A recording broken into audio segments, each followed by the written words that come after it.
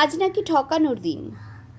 জীবনে আমি কতটা ঠকেছি, কিভাবে ঠকেছি, কার কাছ থেকে ঠকেছি তার হিসেব কষবো না। আমি হিসেব কষবো আমি কাকে কিভাবে কখন ঠকিয়েছি তার। হ্যাঁ, আমি কাকে ঠকিয়েছি তার হিসেব কষবো। প্রথমেই শুরু করি আমার সৃষ্টিকর্তাদের দিয়ে। ঈশ্বর বলে যে নশ্বর অদৃশ্য বস্তুটি আছে, আমি তাদের ঠকিয়েছি, আমি তাদের ঠকাচ্ছি, প্রতিনিয়ত তাদের ঠকিয়ে চলেছি। আমার তার ভালো করো, আমার অমুকের মঙ্গল করো, আমার সন্তানকে মানুষ করে তোলো, আমার সন্তানের মঙ্গল করো। প্রতিনিয়ত কিছু না কিছু চেয়ে চলেছি।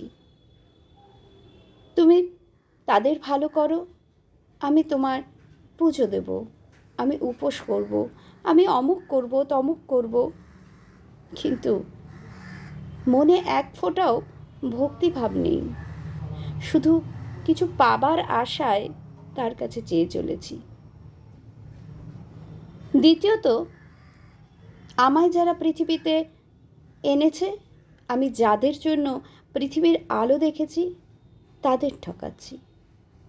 আমি একজন সুসন্তান হয়ে উঠতে পারিনি, কারণ তাদের দেওয়া সুশিক্ষা, সু অভ্যাসগুলো ধীরে ধীরে আমার জীবন থেকে বিলুপ্ত হচ্ছে।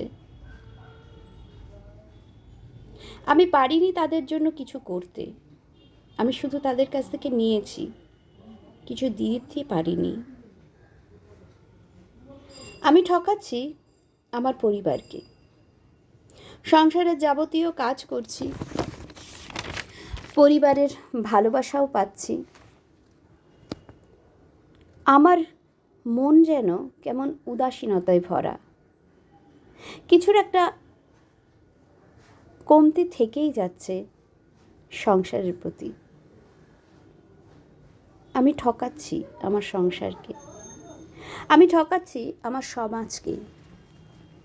সমাজের সুনাগরিক হওয়ার যোগ্যতা আমার মধ্যে নেই, কিন্তু দেখিয়ে চলেছি আমি খুব সচেতন এক নাগরিক।